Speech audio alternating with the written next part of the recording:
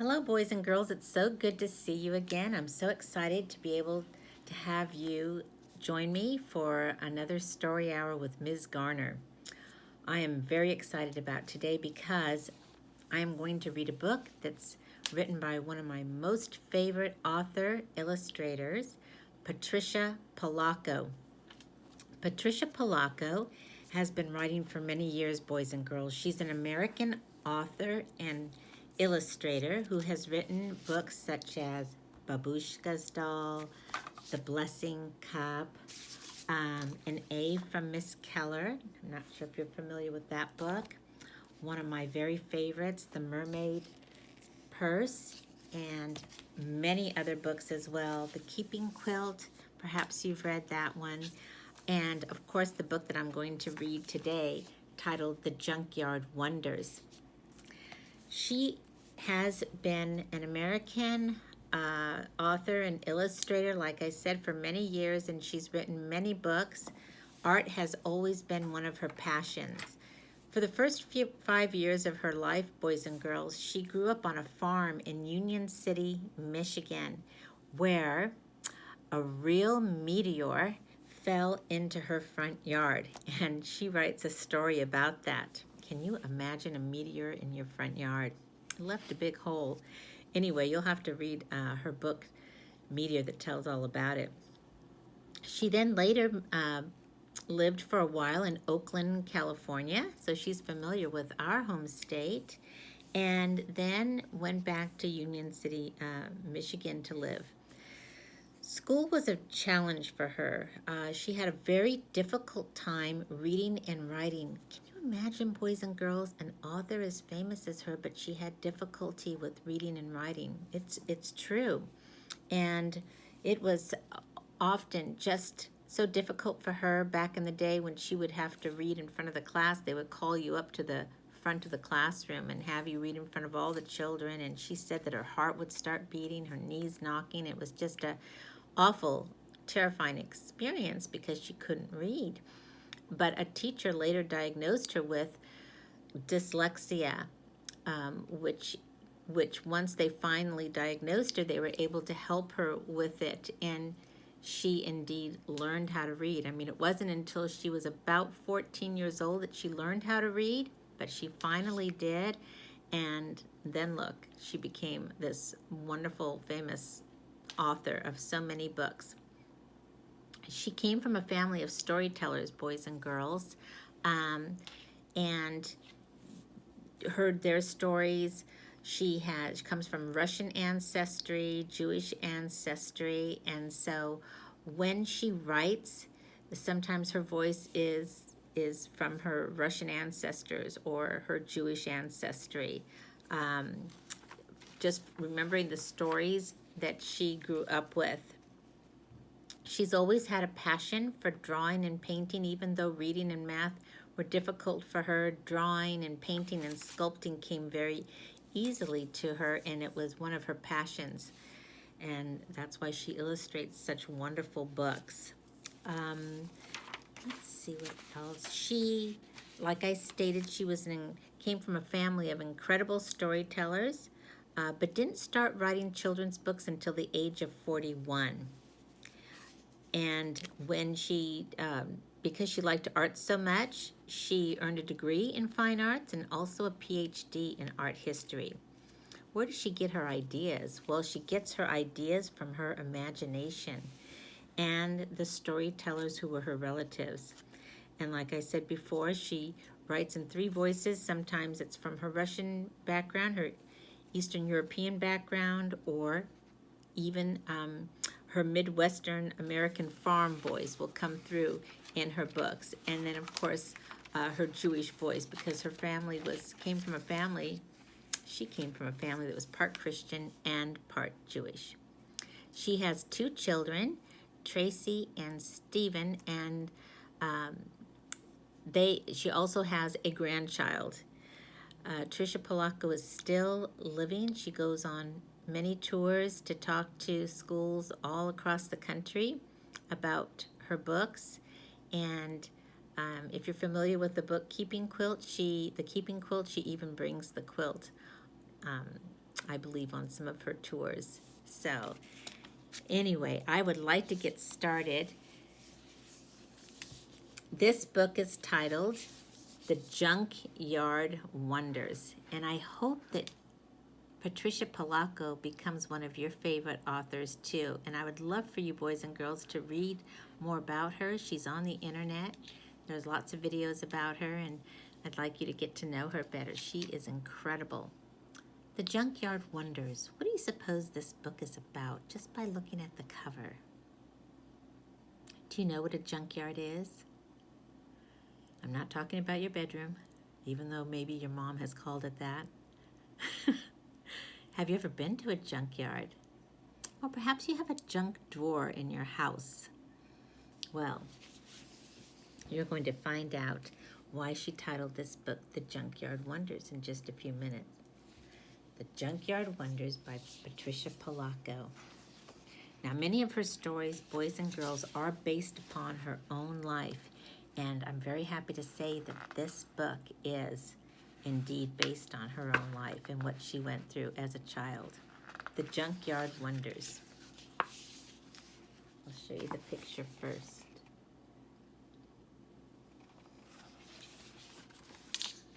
Can you tell what's going on here?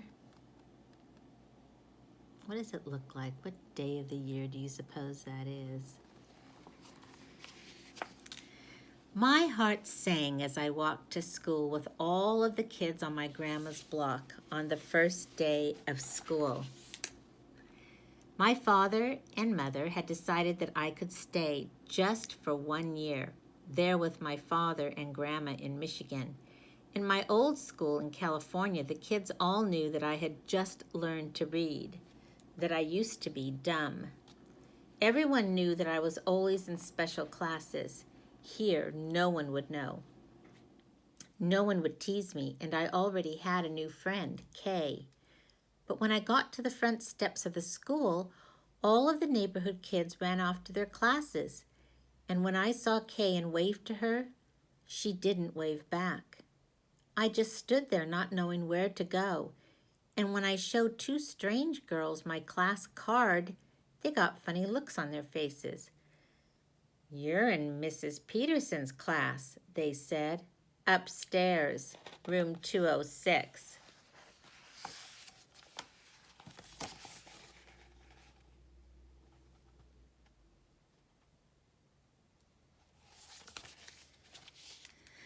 Room 206, I found it. In the classroom, a gawky boy I'd never seen before yelled out, "Hey, the name's Tom, not spelled T-O-M, but T-H-O-M. Sit here next to me."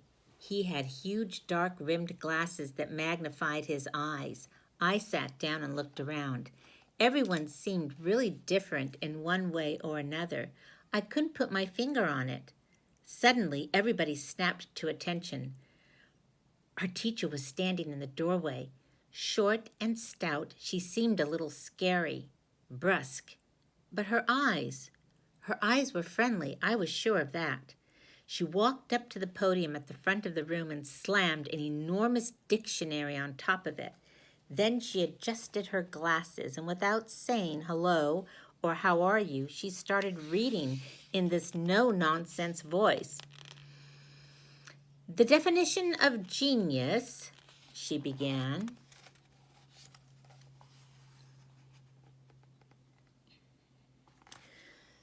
"Genius is neither learned nor acquired. It is knowing without experience.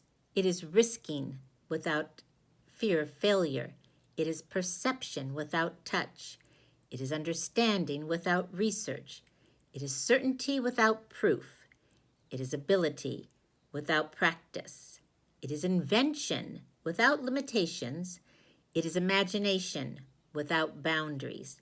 It is creativity without constraints. It is extraordinary intelligence." Then she took a deep breath and slammed the book shut so hard it sounded like a gunshot. "Welcome to the junkyard. I am your teacher, Mrs. Peterson." She started walking around the room looking at each of us. I want you all to write the definition on the blackboard. Post it on your mirrors. Look at it every day. Memorize it. The definition describes every one of you.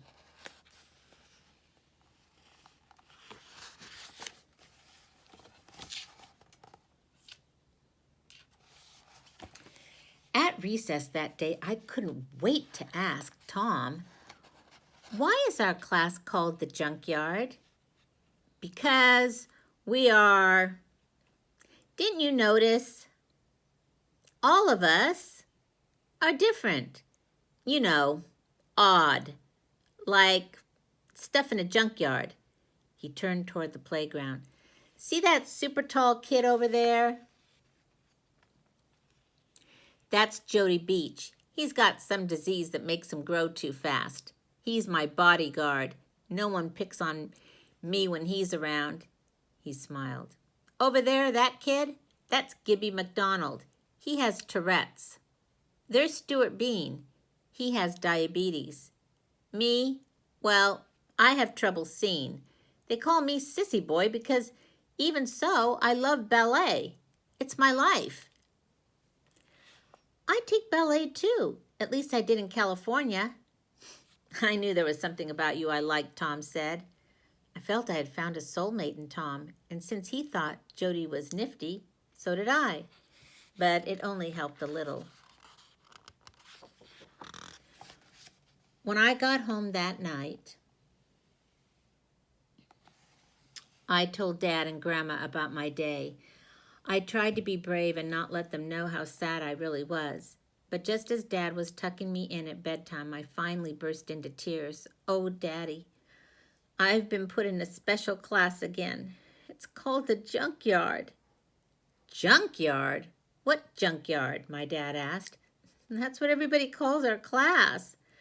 Darling, my dad said, you are not a quitter. Stick it out for a month.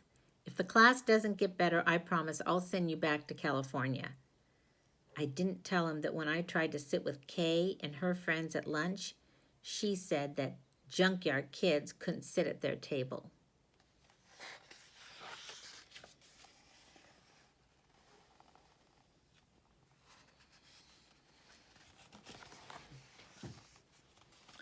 The next day, Mrs. Peterson arrived in class with a basket full of small glass bottles.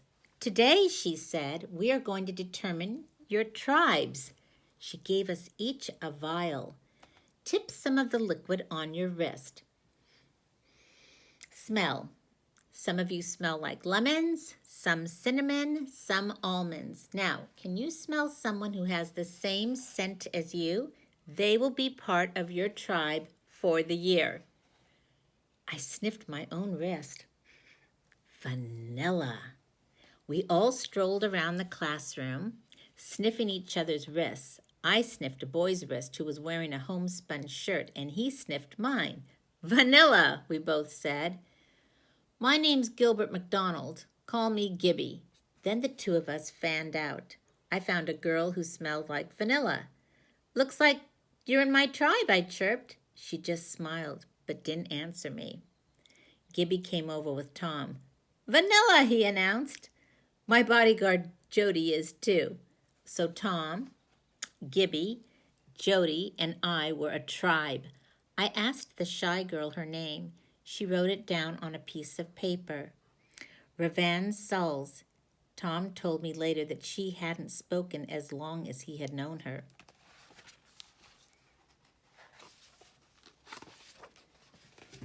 From then on, whenever there was a project to be done, Mrs. Peterson had the tribes work together. Doesn't that sound fun? Ravan never talked, but she was a whiz at math. Gibby had tics, little twitches, and shouted for no reason sometimes. But his father was a professor of engineering, and Gibby loved to build things. Boy, was he smart. Jody loved reading. Everything, particularly poetry. He even wrote poems of his own. Tom made all of us laugh. He was so clever. Me, of course, I could draw. So I became the official journal keeper. The borders were filled with my drawings. It wasn't long before Tom, Jody, Gibby, Ravan, and I were best friends. We did almost everything together. Even after school, we visited Jody, who lived out on a farm east of town. His mother decorated cakes, and she was working on the tallest wedding cake I had ever seen. We all helped her. One night, Gibby's dad set up a telescope in his back field and invited the whole class over to look. We could see Saturn with our naked eyes, but with the telescope, we could see Saturn's rings. We never did go to Ravan's house. She lived in a foster home, and I don't think she was too happy there. But her foster mother let her paint beautiful designs on silk from an old World War II parachute, which she brought to school to show us. My dad arranged for the whole class to go to a neighbor's farm and have a hayride that took us way off into the fields.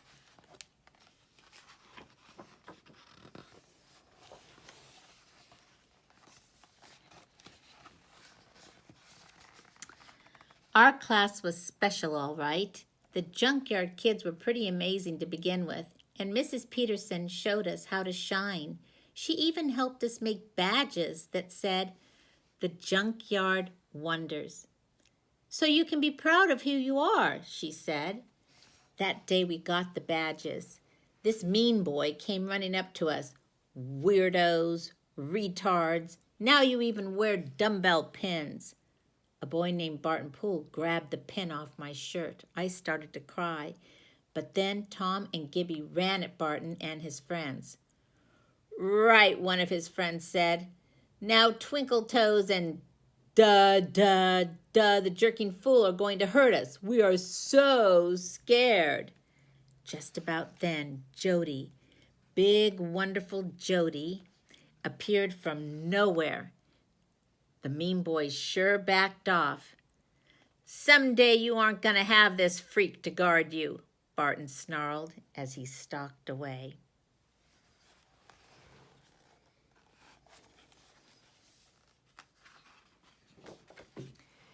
That day, Mrs. Peterson could see that we were badly shaken. Wouldn't you be too if that happened to you? Gibby finally spoke up. "Mrs. Peterson," he said, "we're all junkyard kids, even though you try to make us feel better about it. We're throwaways, junk, and everyone knows it." Oh, my dear, that's where you are wrong," she said wistfully. "Every one of you is a wonder. Don't you realize what a junkyard really is?" "A place for things that nobody wants," Jody answered. "Oh, it is a place full of wondrous possibilities. What some see as bent and broken throwaways are actually amazing things waiting to be made into something new, something unexpected, something surprising." We all looked puzzled. "All right, class, get your coats. We are walking to the Melvin Beach Junkyard right now," she exclaimed.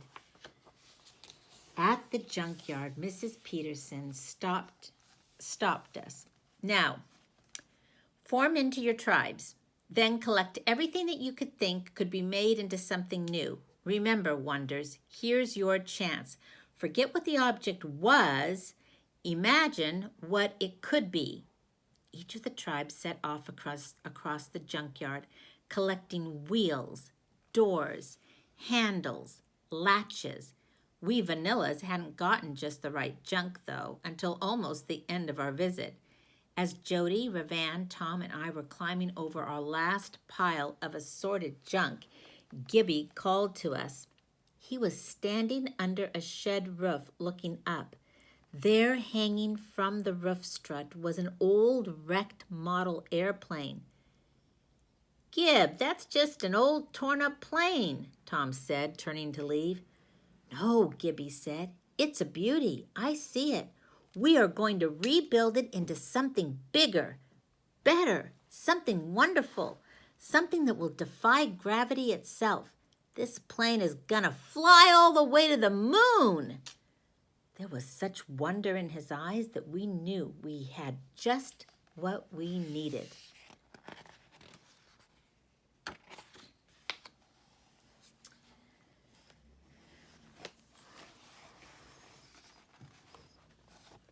For the next few weeks, during the last hour of our class time, we worked on our new inventions.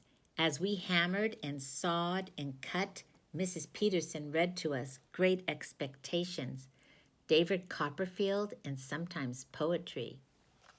Those are high school books. But every day, Mrs. Peterson reminded us, some people look at things the way they are and cry, why? But I want you to look at things and see what they could be and ask, why not? Gibby was the boss of our plane project. We removed all the outer skin, built in new balsa struts, and repaired a lot of the skeleton. Ravan replaced the old skin with pure silk. Finally, we painted the rebuilt plane with low-resistance lacquer. But would it fly? What do you think?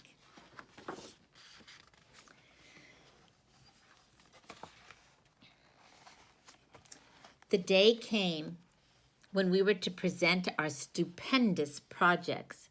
The Cinnamon tribe was first. They unveiled a tangled sculpture of hollowed tubes. Well, Mrs. Peterson, asked the Cinnamons, what is your invention? A vibraphonium, the Cinnamons called out. It took 3 people to play it. Fabulous! The Almonds made a hanging wall maze full of leaves, fulcrums, and counterweights. When ball bearings were loaded into the top, they clattered down, bounced, shivered, and jumped as they ran through the maze. Stupendous! When the Lemons uncovered their device, none of us could figure out what it was. This is perpetual movement. Dallas Schaefer gave his invention a shove. It leaned way forward, ringing bells, pulling at springs, and twisting back and forth.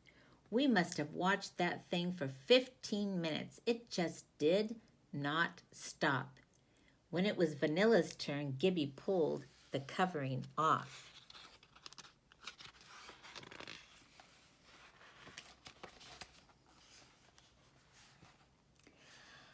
But that's just an old model airplane, Booth Schiffer called out.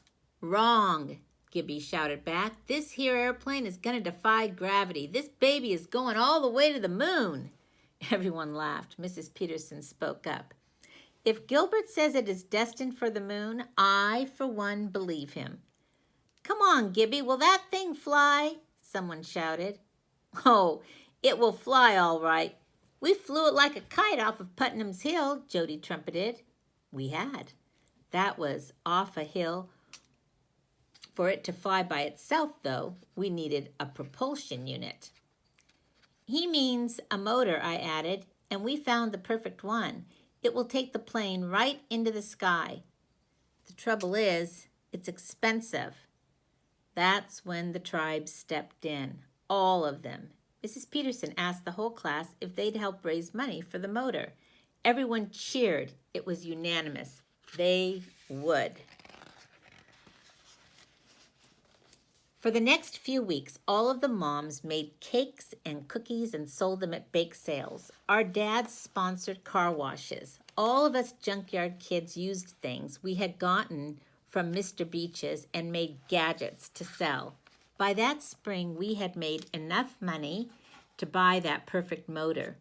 The next thing to do was set a date for launch. We wanted everyone in school to see it. That's when Gibby thought of the school science fair. Perfect, Jody said. He had started missing a lot of school, not feeling well. When he was there, Ravan was at his side. Sometimes she even helped him climb the stairs. We could launch it from the school roof, and it would fly right over the field where the fair is. The class cheered. Maybe, Mrs. Peterson said, but wait. This magnificent airship has to have a name.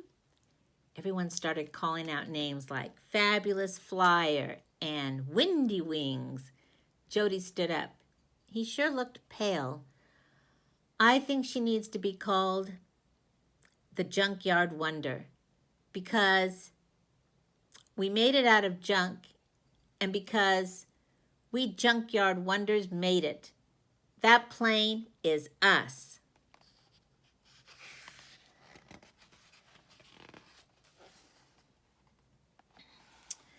It was just a week later when Mrs. Peterson was late. She was never late. Her eyes were red and she looked sad. Please sit down. I have some very bad news. There was silence. We have lost Judy Beach. He passed away last night in his sleep. Then she put her face in her hands and cried. How? I managed to sputter. Ravan and I held hands. Jody had a disease that made his body grow faster than it should. It just kept growing and growing so fast that his dear heart couldn't keep up.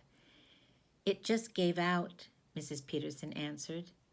Later that day, the whole class went to the woods behind the school to collect flowers and to remember Jody. Now I know what that plane has to be called, a voice called out. At first we couldn't figure out who was talking. Then, to our shock, we realized it was Ravan. None of us knew she could talk. He wanted it to be called the Junkyard Wonder. That's what it has to be. Tears rolled down her cheeks. All of us agreed.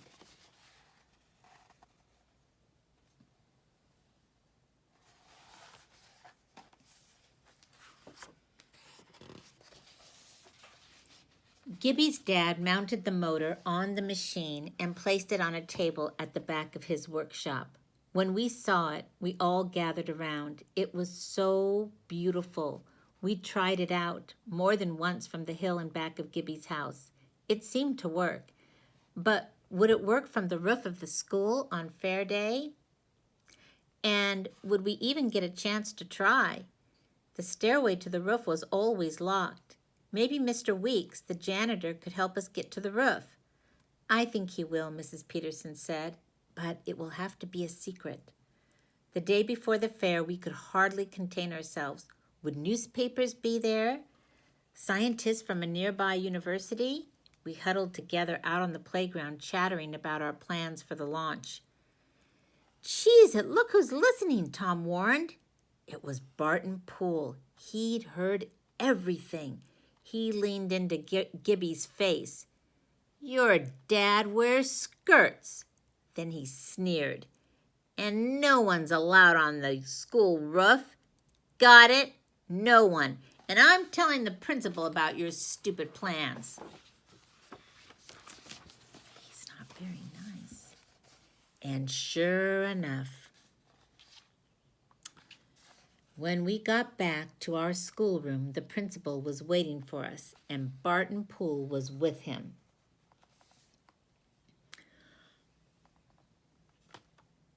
I have been informed of your plans for the science fair, Mrs. Peterson.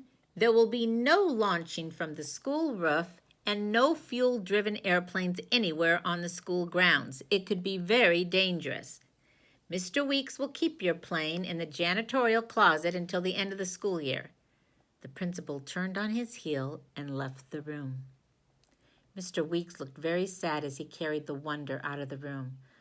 Sorry, kids, he said. We were stunned. Ravan started crying. This was going to be for Jody, she whispered. Mrs. Peterson said nothing for a time, then she began. We are going to launch the Wonder tomorrow, just as we planned, and from the roof. Mrs. Peterson told us to be at Mr. Weeks' closet tomorrow morning, the morning of the fair.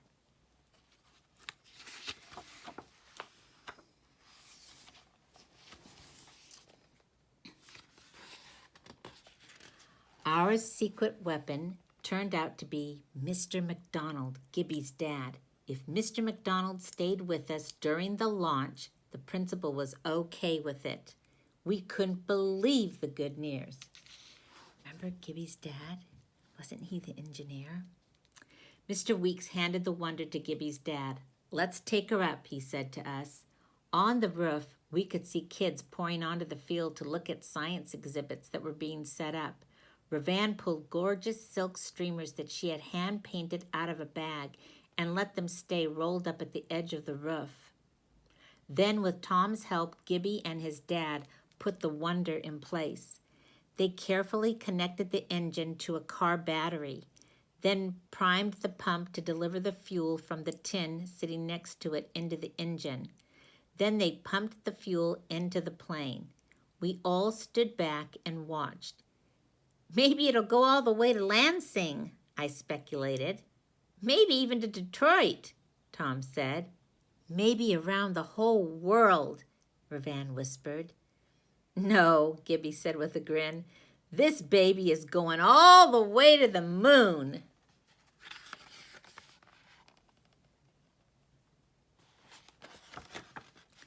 When the whole school assembled on the field, Mrs. Peterson signaled Gibby's dad to begin the countdown to start the engine. Mr. McDonald knelt in front of it while Gibby held the plane still, spinning the propeller over and over again. But the engine didn't catch on. We held our breaths. "Pump the intake again," Mr. McDonald said to Gibby. He asked some of the boys to hold on to the Wonder. "And you have to let it go at just the right moment or it will bank left or right. Understand?" He spun the propeller a few more times and then, with a loud bang and a roar, the propeller started spinning. Blue smoke puffed out. Someone in the field yelled and everybody looked up at the roof. That was when Ravan unfurled her banners down the side of the building. "Almost to speed," Gibby's dad hollered. 10, 9, 8. When he got to 1, Mr. McDonald hollered, "Let her go!" The Junkyard Wonder shot out of everybody's hands. It was airborne. First it went out over the field, then as suddenly as it started, it sputtered and seemed to stall. Then the engine roared to life again with a noise that was deafening. The Wonder's nose pointed straight up and up, straight toward the sun.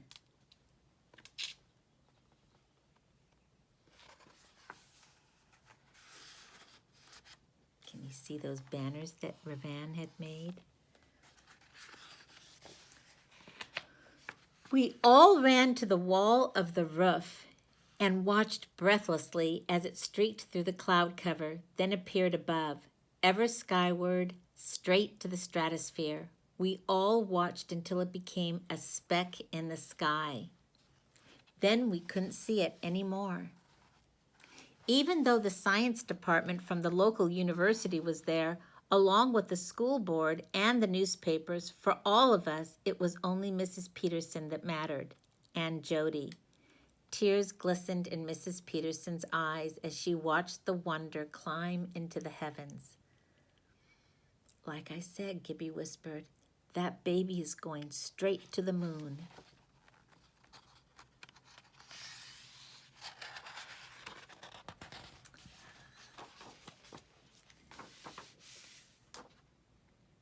Mrs. Peterson has always been with me all these years. This is the author talking now, boys and girls, Patricia Polacco. So have all those in my tribe. And now she's going to tell you what happened to each one of those students that was with her. Tom went on to become the artistic director of the American Ballet Theater Company in New York.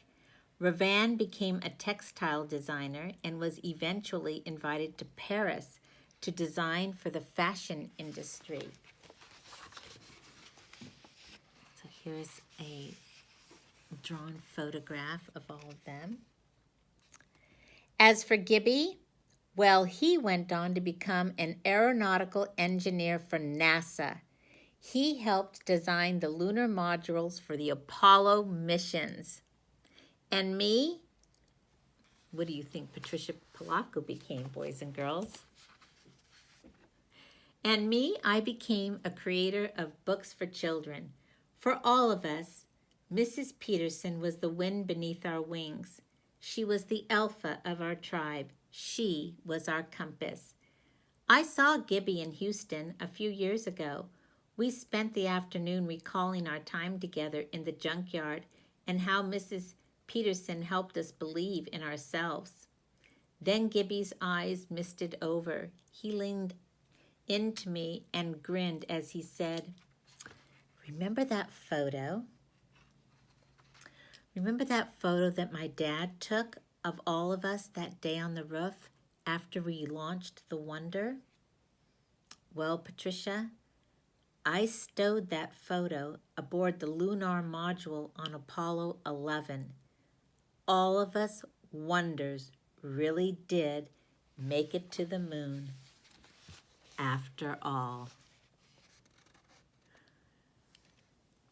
Boys and girls, I hope you enjoyed this book, The Junkyard Wonders. Can you believe that their photograph actually was on the Apollo 11 and really went to the moon?